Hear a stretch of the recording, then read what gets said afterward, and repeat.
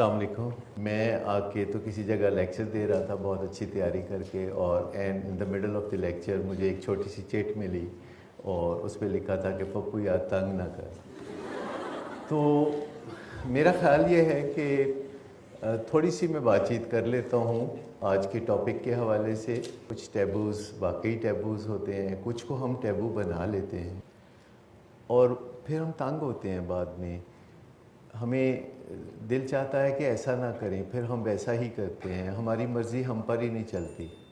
پھر جب ہماری مرضی ہم پر نہیں چلتی تو ہم دوسروں پر مرضی بہت چلانا چاہتے ہیں. پھر ہم دوسروں پہ شاؤٹ کرتے ہیں، ان کو بدلنا چاہتے ہیں. جب ہم اپنے آپ کو ہی نہیں بدل سکتے تو پھر دوسروں کو بدلنا ایک جھگڑا ہی بن جاتا ہے. بعض اوقات ہم سب کو نہیں پتہ ہوتا کہ ہم کیا جاننا چاہتے ہیں. سب سے بڑا مسئلہ یہ ہوتا ہے.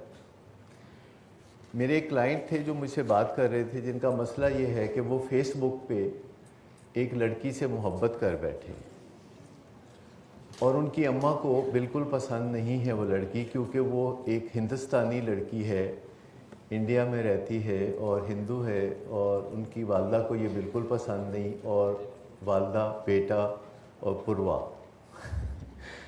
ان کے درمیان آپس میں بہت فساد ہے.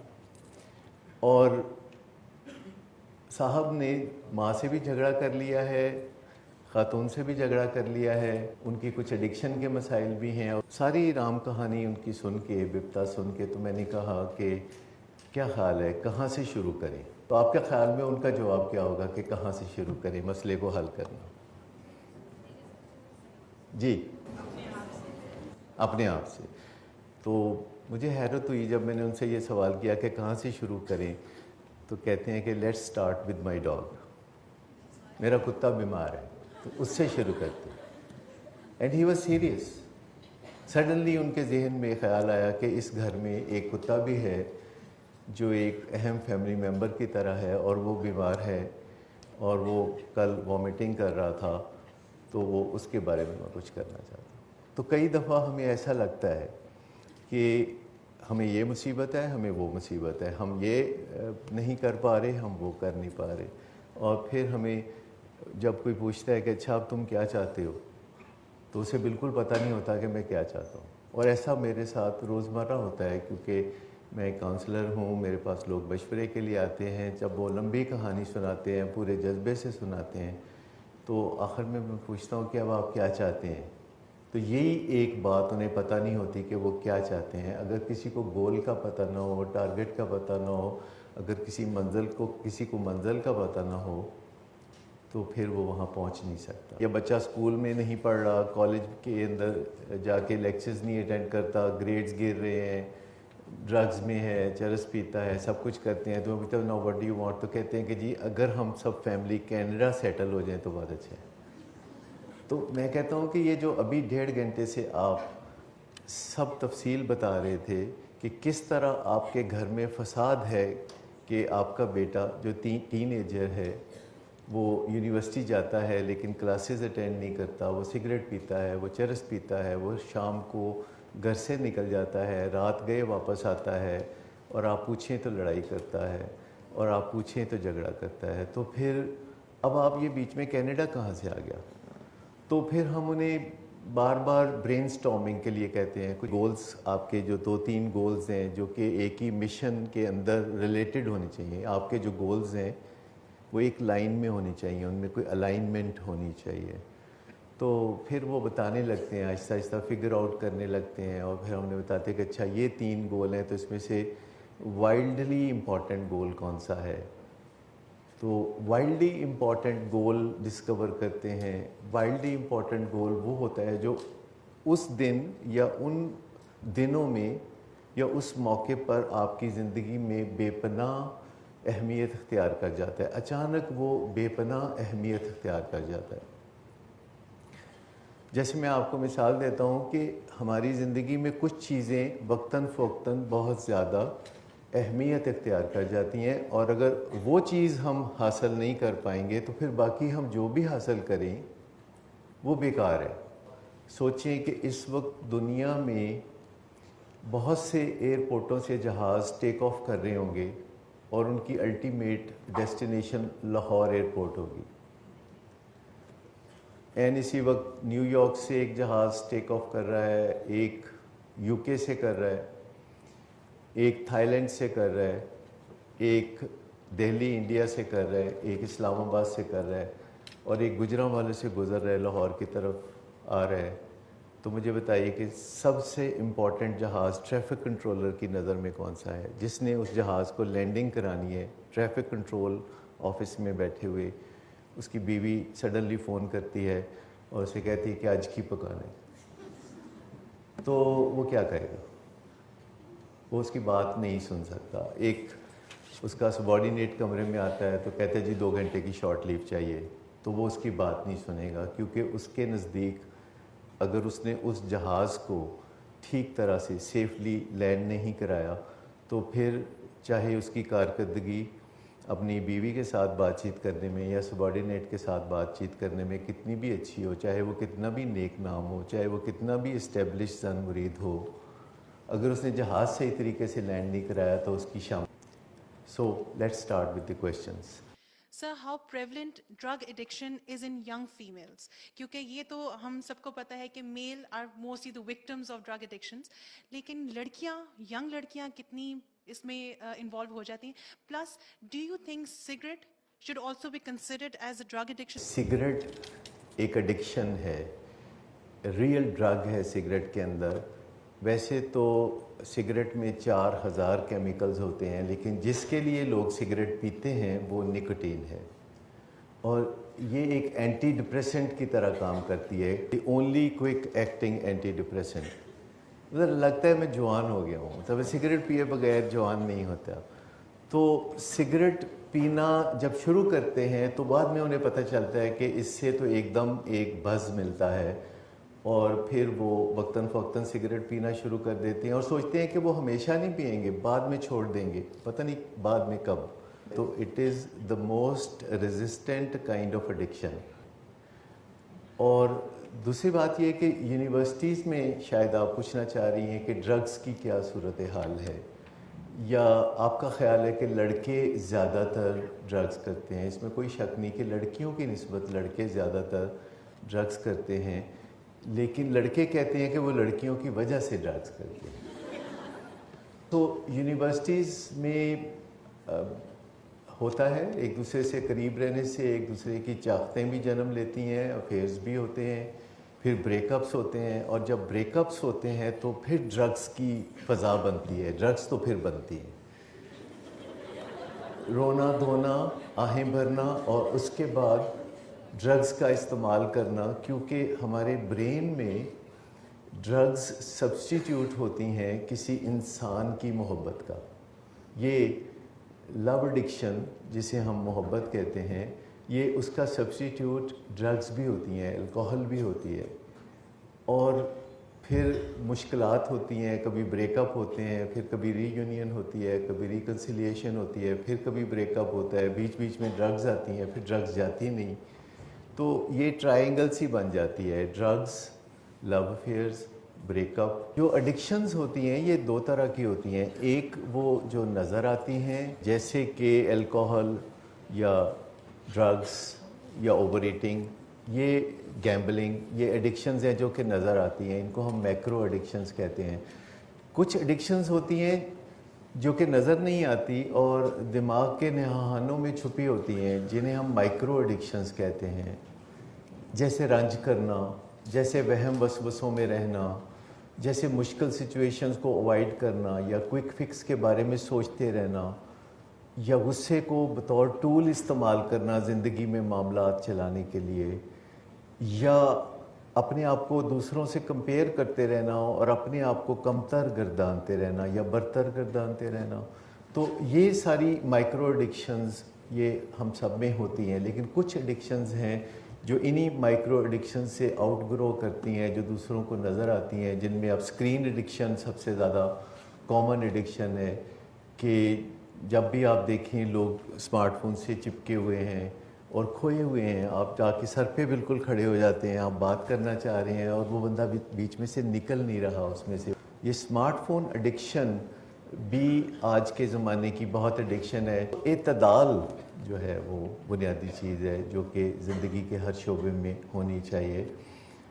اور ایک بات یہ ہے کہ جو ہمارے دماغ ہے اس کے دو حصے ہیں، اور ایک ہیومن برین ہے جو ہمارے ناک کے لیول سے اوپر دماغ ہے، اسے ہیومن برین کہتے ہیں، جو کہ دوسرے جانداروں میں نہیں پایا جاتا، صرف انسانوں میں پایا جاتا ہے، جس کی مدد سے انسان سوچتے ہیں اور اپنی سوچوں کو دوسرے تک پہنچاتے ہیں، اور انسان دوسروں کی باتوں کو سنتے ہیں اور ان سے معنی اخذ کرتے ہیں اور اپنے لیے سولوشنز ڈھونڈتے ہیں، کریٹیو آئیڈیاز لاتے ہیں، نئی باتیں سوچتے ہیں.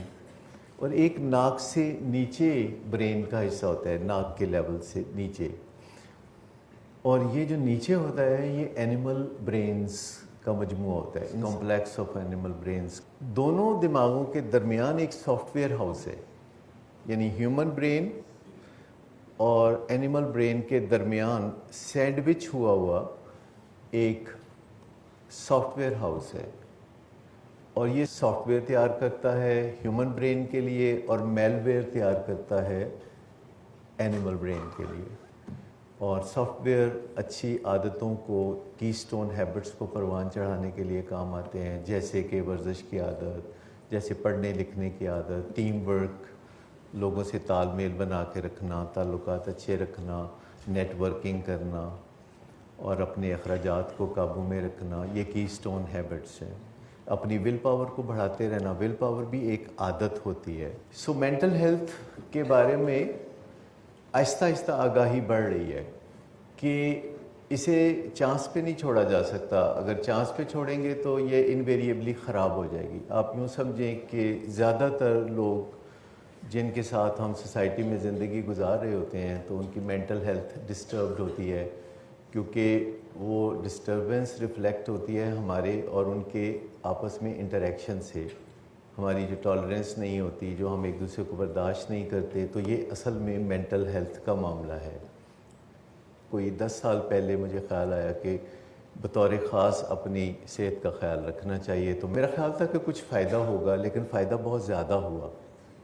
میں نے اکثر دیکھا ہے کہ جو کام بھی ہم کرتے ہیں اس سے جتنا فائدہ متوقع ہوتا ہے فائدہ اس سے زیادہ ہوتا ہے، لیکن ہم کرتے بہت کم ہیں.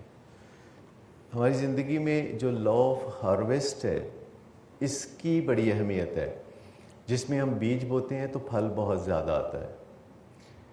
اسی طریقے سے جب میں نے دیکھا کہ میں نے اپنی صحت کے لیے کچھ ذمہ داریاں اپنے اوپر لی ہیں، ایکسرسائز کرنی شروع کی، کھانے پینے کے بارے میں کتنی کیلریز، کتنی مجھے چاہیے، کتنی میں برن کرتا ہوں، یہ ساری چیزوں پہ جب میں نے غور شروع کیا تو مجھے پتہ چلا کہ جتنا فائدہ میں سوچ رہا تھا فائدہ تو اس سے بہت زیادہ ہوا ہے.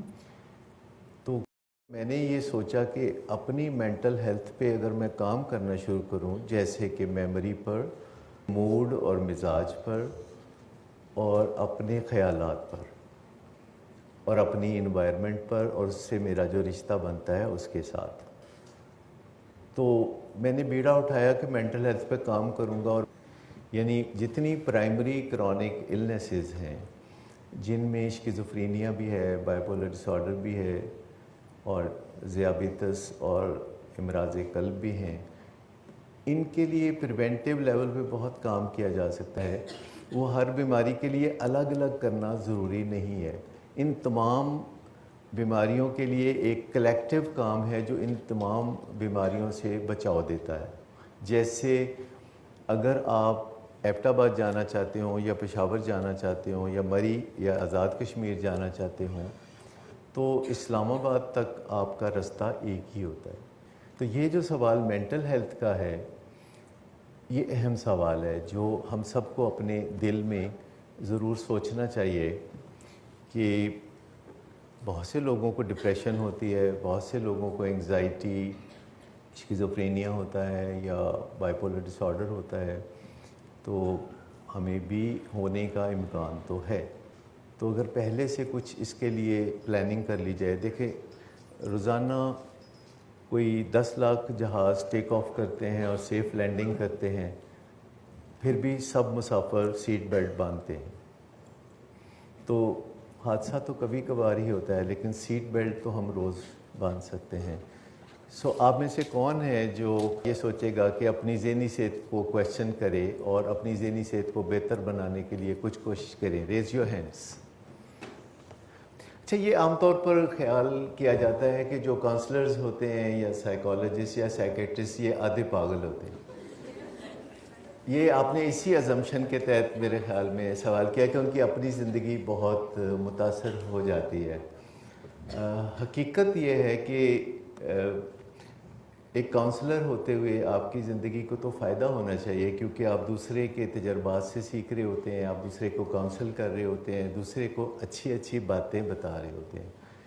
اور جب آپ دوسروں کو اچھی اچھی باتیں بتاتے ہیں تو وہ اچھی اچھی باتیں آپ خود بھی سن رہے ہوتے ہیں. یعنی کاؤنسلرز وہ حلوائی ہوتے ہیں جو اپنی مٹھائی کھا سکتے ہیں اور اس کا فائدہ بھی اٹھا سکتے ہیں.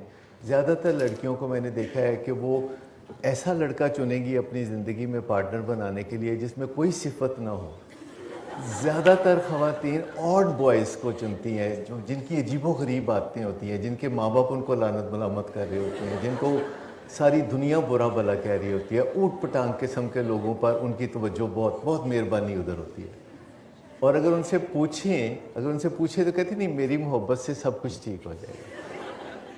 تو وہ کہتے ہیں نا محبت فاتح عالم، ان کا یہ خیال ہوتا ہے اور بعد میں ان کو بڑا شدید جھٹکا لگتا ہے کیونکہ وہ ان کی دال نہیں گلتی، اور دال جب ایک دفعہ نہیں گلتی تو پھر وہ نہیں گلتی. پھر آپ کے اندر ایک ضدی سا بچہ ہوتا ہے جو چاہتا ہے کہ ہر وقت اس کی جو فرمائشی پروگرام ہے وہ پورا کیا جائے. جیسے کوئی چھوٹا بچہ کھلونوں کی دکان میں جاتا ہے تو کہتا ہے میں نے یہ بھی لینا ہے، میں نے یہ بھی لینا ہے، اور ماں کو تنگ کرتا ہے، ماں کا پلو پکڑ کے کھینچتا رہتا ہے.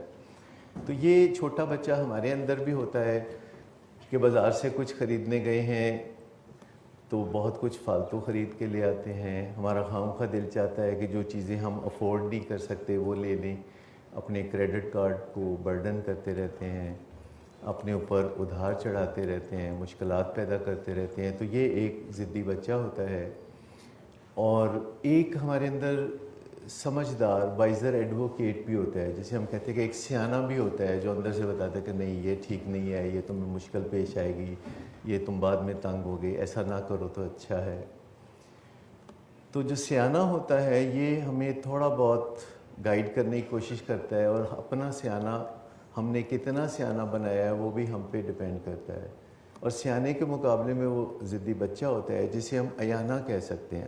اس کے علاوہ ریلیشن شپس کو بچا کے رکھنا، خاص طور پر ماں باپ کے ساتھ ریلیشن شپس کو اچھا رکھنا، کیونکہ یہ دنیا کا آسان ترین رشتہ ہے. اور اگر کسی کے ماں باپ کے ساتھ ریلیشن شپ اچھے نہیں ہیں تو وہ اندازہ کر لے کہ آگے جا کے دوسرے لوگوں کے ساتھ اس کے ریلیشن شپ کیسی ہوں گی. کیونکہ ماں باپ کے ساتھ ریلیشن شپ اچھے بنا کے رکھنا کافی آسان ہے. وہ آپ کو ہر روز معاف کر سکتے ہیں، ہر روز کلین سلیٹ دے سکتے ہیں. دوسرے لوگ شاید ایسے نہ کریں، دوسرے لوگ شاید گرج رکھیں، دوسرے لوگ شاید نقصان پہنچائیں، اور ماں باپ کبھی آپ کو نقصان نہیں پہنچاتے. ہم ٹیبو کس کو کہتے ہیں ہمارے کلچر میں؟ ڈرگ کو یا ڈرگ ایڈکٹ کو؟ ایسے طبقے موجود ہیں کہ جن میں ڈرگز نہ کرنے والوں کو اور لوگ سمجھا جاتا ہے، ان سے دوستی نہیں کی جاتی، ان سے سوشلائز نہیں کیا جاتا، اور لوگوں کو سوشلائز کرنے کے لیے بعض اوقات ڈرگز اور الکوہل میں حصہ لینا پڑتا ہے. لیکن ڈرگ ایڈکشن اور الکوہلزم ہر طبقے میں ٹیبو ہے. لوگ سمجھتے ہیں کہ جس دن وہ کاؤنسلنگ میں جائیں گے یا ریہیب میں جائیں گے اس دن اسٹیبلش ہوگا کہ وہ ڈرگ ایڈکٹ ہیں، یا اس دن اسٹیبلش ہوگا کہ وہ الکوہلک ہیں. ایک میں چھوٹی سی بات بتا دوں کہ اب ریہیب میں جانا ضروری نہیں ہے. ریکوری کے لیے اب دنیا اتنی ترقی کر چکی ہے کہ جیسے پہلے بائی پاس آپریشن ہوتے تھے اب سٹینٹ ڈالے جاتے ہیں اور اسی دن یا نیکسٹ ڈے لوگ اپنے گھروں کو چلے جاتے ہیں. اس طرح اب ایڈکشن سے یا الکوہلزم سے ریکوری کے لیے کسی ریہیب میں جانے کی ضرورت نہیں ہے. اگر کوئی سمجھتا ہے کہ اسے ایڈکشن سے ریکوری حاصل کرنی چاہیے، اگر کوئی سمجھتا ہے کہ ڈرگز اور الکوہل نے اس کی زندگی کو ان مینیجبل بنا دیا ہے اور وہ بے بس ہو رہا ہے ڈرگز کے سامنے، تو وہ جا کے کسی کاؤنسلر کے سامنے کرسی پہ بیٹھ جاتا ہے. تو وہ بنیادی تقاضا پورا کر دیتا ہے. اب اسے ریہیب میں جانے کی ضرورت نہیں ہے، بلکہ وہ آؤٹ ڈور بیسس سے کاؤنسلنگ کی مدد سے اپنی زندگی کو دوبارہ ایڈکشن سے، ڈرگ سے اور ایڈکٹیو بیہیویئر سے پاک کر سکتا ہے. Thank you very much.